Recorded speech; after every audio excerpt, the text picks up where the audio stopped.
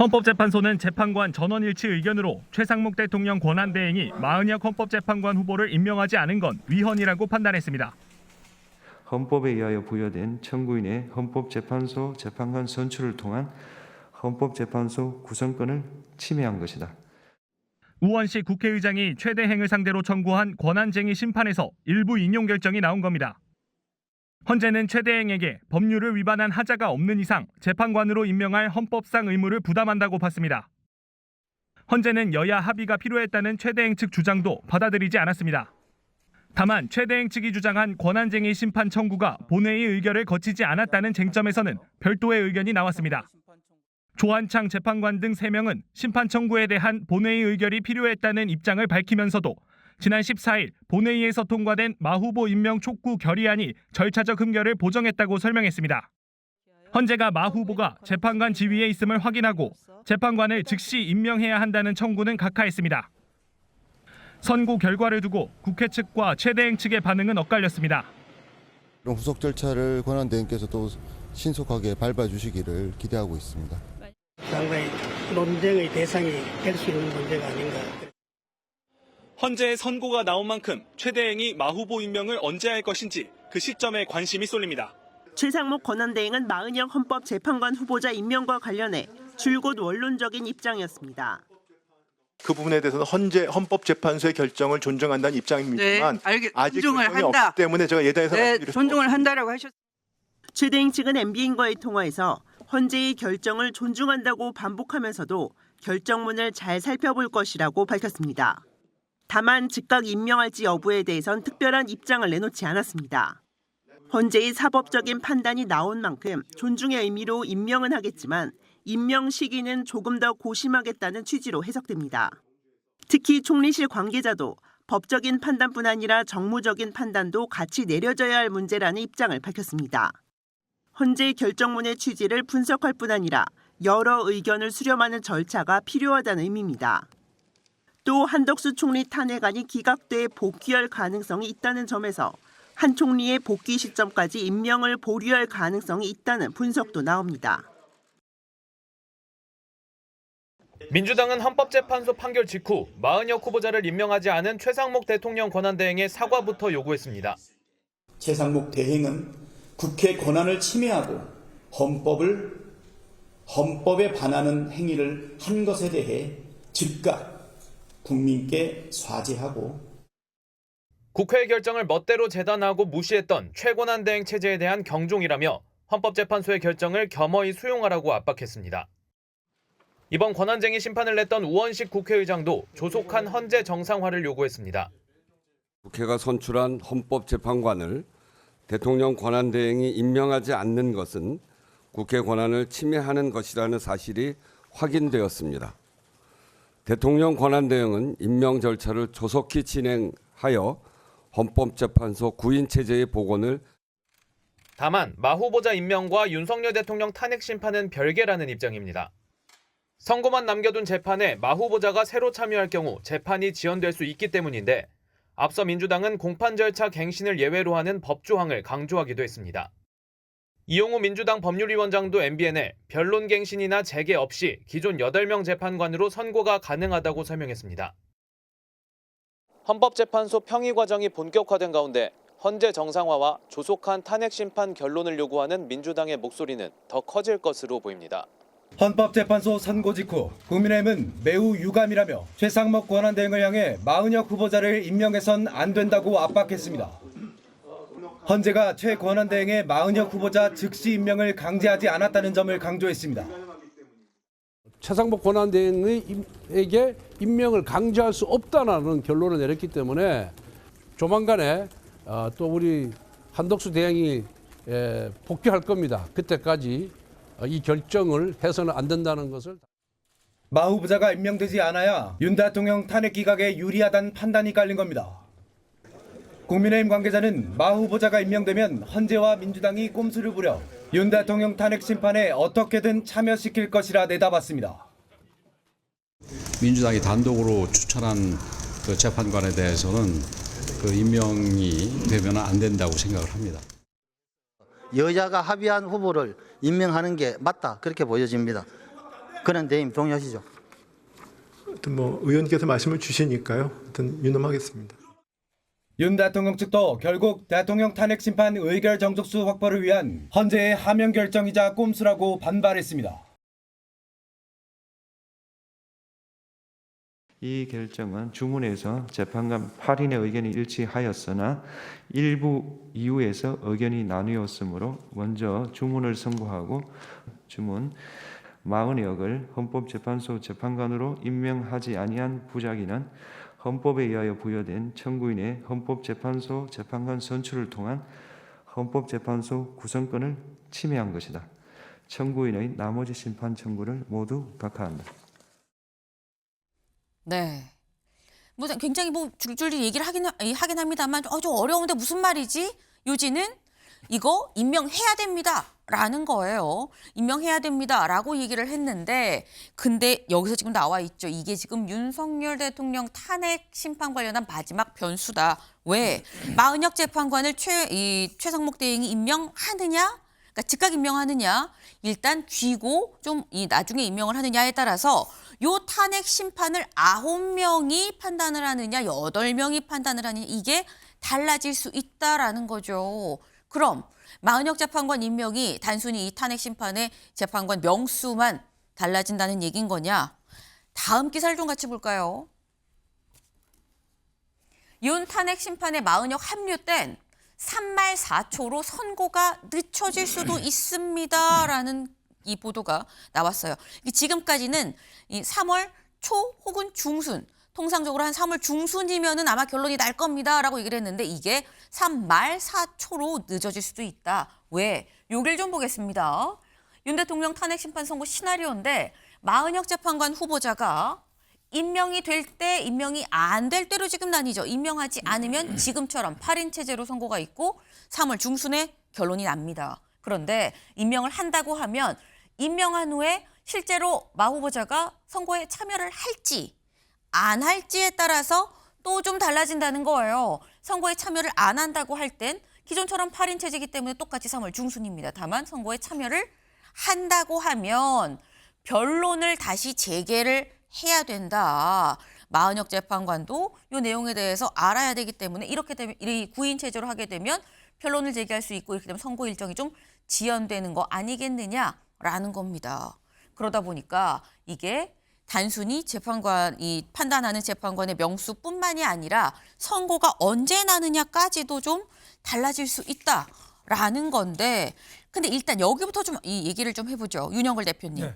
일단 여기 요 부분 마은혁 재판관 후보자를 임명을 할 것이냐 말 것이냐 어떻게 보십니까? 최대행의 결정. 그거는 뭐 최상목 대통령 권한 대행이 결정을 하죠. 네. 네, 저는 그 최상목 권한 대행이 바로 하지는 않을 거다 이런 생각이 들어요. 바로는 안 할 거다. 어제 헌법재판소 판결이 뭐냐면 그 임명하지 않은 것은 마은혁 그 후보를 임명하지 않은 것은 국회 권한 침해다. 네. 그리고 또 하나를 더 했어요. 뭐냐면은 즉시 임명 청구는 각하를 했어요. 그러니까 임명은 해야 되는데 언제 임명하는 건 알아서 하라는 뜻이거든요.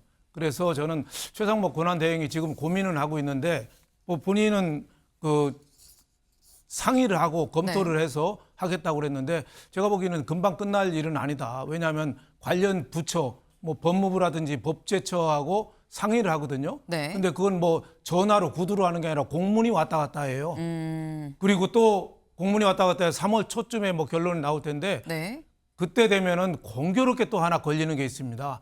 한덕수 대통령 권한대행이 탄핵 심판이 다 끝나서 이제 선고만 남았거든요. 네. 아마 3월 초에 나올 가능성이 많아요. 그러니까 최상목 권한대행이 급하게 할 가능성이 있는가 뭐 이런 생각이 들고 또 최상목 권한대행이 하더라도 법률적인 판단도 있어야 되고 또 이 정무적인 판단에 또 있어야 되거든요. 네. 정무적인 판단에 지금 맞는가. 지난번에 마은혁 재판관은 안 할 때 이유는 조한창, 정계선 이 헌법재판관 후보는 여야가 합의가 됐다. 네. 근데 마은혁 후보는 합의가 안 됐으니까 안 됐다 그랬거든요. 네. 근데 그런 정무적인 판단을 이번에도 계속 고수하지 않을까 저는 이런 생각이 들어서 이대로 좀 계속 갈 가능성이 많다. 한덕수 대통령 권한대행이 저는 복귀할 가능성이 한 90% 이상 된다고 보거든요. 그 뒤로 넘어갈 가능성이 상당히 많다. 저는 이렇게 보고 있습니다. 그러니까 지금 말씀은 한덕수 총리가 다시 복귀가 될 수 있기 때문에 그때까지 판단을 좀 유보하고 임명하지 않고 좀 기다리지 않겠느냐라는 말씀이에요. 근데 그렇다고 한다면, 그러니까 이 한덕수 총리가 다시 이 탄핵안이 기각이 돼서 복귀를 한다는 전제로 본다면, 그럼 최청열 교수님, 한덕수 총리가 다시 권한대행의 자리로 오면 그럼 마은혁 재판관은 어떻게 할까요? 임명을 바로 할까요? 아니면 좀 더 두고 볼까요? 임명을 안 할 도리가 없다고 저는 생각해요. 지금 얘기가 지위 확인 요구. 네. 말하자면 권한을 국회의 권한을 침해했다라고 이제 위헌 판결이 내려졌잖아요. 임명하라는 취지입니다. 그리고 지금 헌법재판소에서 얘기는 지금 이 대통령의 그 재판관 임명은 권한이기도 합니다만 의무이기도 하다는 얘기예요. 네. 임명하라는 얘기입니다. 단지 당장 헌재가 마 후보자에게 즉각 재판관 지위를 부여해라. 그걸 각하했다는 거예요. 그거는 기각이 아니라 이거는 헌재가 판단일이 아니다라고 얘기했던 거예요. 이거 임명하지 않아도 된다는 건 아닙니다, 사실은. 네. 이거 엄밀하게 구분해야 되는데 자꾸 임명하지 않아도 된다고들 얘기 많이들 하는 것 같아요. 그걸 하나 지적하고 싶고, 한덕수 권한대행이 복귀를 하면 제가 봐도 복귀할 가능성이 높아 보여요. 변론이 끝났으니까 탄핵이 기각될 가능성이 높은데 헌재가 지금 부작위 심판에 대해서 그렇게 하면 안 된다고 판단한 거 아닙니까? 네. 대한민국 헌법재판소 아니에요. 말하자면 국회와 이 지금 권한대행의 대통령 권한대행의 생각이 달랐기 때문에 여기에 대한 판단을 요구했고 네. 거기에 대해서 대한민국의 헌법재판소가 판단을 한 겁니다. 근데 무슨 권한으로 최대행이 뭘 살펴본다는 거죠? 바로 그러한 것 때문에 헌재가 판단을 해준 거예요. 위헌 소송에 대해서 판단을 해줬고 국회 권한을 침해했다. 국회의 헌법재판소 이 구성 권한을 침해했다고 판단했는데 이제 와서 헌재의 판단은 존중하는데 살펴보겠다. 법제처에게 유권 해석하겠다. 뭐 이런 취지 아니겠어요? 네. 저는 이 절차가 맞지 않는다고. 이건 또 하나의 월권이라고 생각해요. 근데 그렇다고 한다면 구체적으로 이렇게 한번 여쭤볼게요. 한덕수 총리가 만약에 이 복귀를 한다고 하면 다시 이 대행이 돼서 마 재판관의 임명이 여부를 이 시기를 조절을 할 수 있는 상황이 된다고 한다면 윤 대통령의 탄핵 심판 전에 할까요? 후에 할까요? 글쎄요. 그 여러 가지 생각, 바로 그런 것 때문에 정무적 판단이라는 말이 나오는 것 같은데 이건 사실 정무적 판단하면 안 돼요. 헌재에서 위헌 판결을 내렸기 때문에 즉시 임명해야 되는 겁니다. 근데 이제 여러 가지 계산이 있는 거 아니에요. 네. 8인 체제가 유리하냐, 9인 체제가 유리하냐, 여러 가지 계산이 있는 거예요. 또 어떻게 보면 말이죠. 지금 여당에서는 임명하지 말라고 그러는데 임명하면 여당이 유리할 수 있어요. 변론 갱신이 일어날 수 있는 거 아니겠어요. 그럼 시간이 늘어난다고 아까 저기 나왔잖아요, 신문에. 그렇게 되면 여당이 유리할 수 있는데 이걸 너무 생각들 굴리니까 계산들 하다 보니까 자꾸 이런저런 이제 엇갈리는 전망이 나오고 판단의 근거가 나오는 건데 저는 이렇게 하면 안 된다고 생각해요. 이런 문제 때문에 헌재가 판단했는데 뭘 무슨 정무적 판단합니까? 최권한대행은 거기 정무적 판단 자리가 아니에요. 헌재가 그런 판단 안 했으면 모르는데 바로 그래서 헌재가 판단해 줬는데 뭘 정무적 판단해요? 잘못된 걸로 저는 생각합니다. 네. 지금 정무적인 판단을 할 때가 아니다. 그냥 헌재에서 판단한 대로 바로바로 빨리빨리 결정을 내리고 이 실천을 해야 되는 거 아니겠느냐, 임명해야 된다라는 지금 말씀을 하셨어요. 근데 사실 지금 저희가 얘기를 한 건 일단 헌재 판단이 나왔고 그래서 최상목 권한 대행이 임명을 즉각할 것이냐 아니면 좀 쥐고 있을 것이냐 여부를 말씀을 드렸는데 사실 최상목 대행이 바로 임명을 한다고 해도 달라지는 게 여길 좀 같이 보겠습니다. 임명 시 임명을 한다고 해도 둘로 나뉘어요. 선거에 참여할 수도 있고 참여 안 할 수도 있다. 참여를 안 하게 되면은 미임명 때랑 뭐 비슷한 상황인 거죠. 하지만 참여를 하게 되면 요때 이제 변수가 생긴다라는 건데 근데 다음 중앙일보 기사를 좀 같이 볼까요? 마은혁 임명 땐 재판 참여가 원칙, 최종 결정은 재판부 몫이다라는 거예요. 일단 원칙적으로는 재판에 참여하는 게 맞다라는 거죠. 다만 재판부가 논의를 해서 참여하지 않도록 결정을 할 수도 있는데 근데 그렇다고 하면 윤 대표님 헌재는 만약에 임명을 했다고 이 전제를 하면 마 재판관을 포함을 시킬까요? 안 시킬까요? 저는 뭐 판단은 뭐 평의에서 하는데 뭐 포함시킬 가능성이 많다고 보죠. 뭐 재판관이 됐으니까. 하지만은 저는 평의에서 헌법재판관의 평의에서 의견을 모아서 하거든요. 하면 안 된다고 봐요. 지금 헌법재판소에 대한 불신이 너무 높거든요. 헌법에 군림하는 헌법재판소 이런 평을 지금 듣고 있는데 마은혁 재판관은 누가 봐도 옛날에 인민노련이라든지 그 좌파 이념에 경도된 그리고 우리법 연구회 또 검찰판 법원판 하나회 아니에요. 거기 소속이거든요. 그러니까 헌법재판관이 하나회 소속이 절반이 결정하는 거예요. 그런데 지금 뒤늦게 넣는다. 그러니까 이 자체도 지금 헌법재판소가 불신을 받는 겁니다. 지금 8명, 박근혜 전 대통령도 8명을 했는데 네. 왜 꼭 마은혁 재판관 이념에 경도된 사람을 지금 넣냐 이거죠. 이게 8명 갖고는 좀 불안하니까 한 명을 완전히 탄핵 인용에 찬성하는 누가 봐도 할 사람을 넣는 게 안전한 핀을 넣는다고 국민들이 불신을 하는 거죠. 이렇게 헌법재판소가 불신을 받아서야 되는 건지 헌법재판소가 불신을 이번에 시기적인 측면에서도 윤 대통령하고 마은혁 재판관 건만 빨리 하고 다른 뭐 총리라든지 장관이라든지 이런 사람들은 하세요래요. 검찰이라든지 이런 사람 안 하고 이거 불공정하잖아요. 그리고 이번에 헌법재판소 판결 내용도 보면은 여야 합의가 안 됐기 때문에 최상목 권한대행이 마은혁 재판관은 임명을 보류했거든요. 네. 근데 헌법재판소에서 뭐라고 그랬냐면 여야 합의는 상관없다고 그랬어요. 그러니까 이게 너무 좀 헌법재판소가 오버하는 거 아니냐. 그리고 그 권한쟁의 심판할 때 우원식 그 국회의장이 국회 의결을 거치지 않고 개인적으로 했거든요. 그거를 문영배 재판관이 뭐라고 그랬냐면 지금이라도 뒤늦게 결의안 갖고 올 수 있느냐. 그거는요. 시험지 채점하는 선생님이 너 답 틀렸는데 지금이라도 수정해 오면은 맞는 걸로 채점해 줄게. 이거하고 똑같거든요. 그래서 저는 마은혁 같이 저렇게 경도된 누가 봐도 판결이 뻔한 사람들은 저는 뒤늦게 참여하는 건 누가 봐도 헌법재판소에 대한 불신을 가중시킬 우려가 있다. 저는 이렇게 보고 있습니다. 네, 지금 약간 말씀 중에 뭐 법원의 하나회 뭐 이런 말씀이 나오긴 했습니다만 이게 개인적인 의견임을 일단 말씀을 드리고요. 어쨌거나 이 말씀은 윤 대표님은 아마도 이 임명이 되면 마 후보자도 포함을 시킬 거라고 예상은 되는데 나는 포함을 안 시켜야 된다고 생각을 한다라는 본인의 의견을 또 말씀을 하셨어요. 네. 지금 사실 이 최상목 권한대행이 이 처음에 헌법재판관 후보 3명 중에 2명만 이 임명을 하면서 여야 모두한테 지금 비판을 받았죠. 하지만 나름의 또 묘수를 제시했다라는 평가도 있긴 있었어요. 근데 이번에는 어떤 결정을 내릴 것이냐 주목이 좀 됩니다.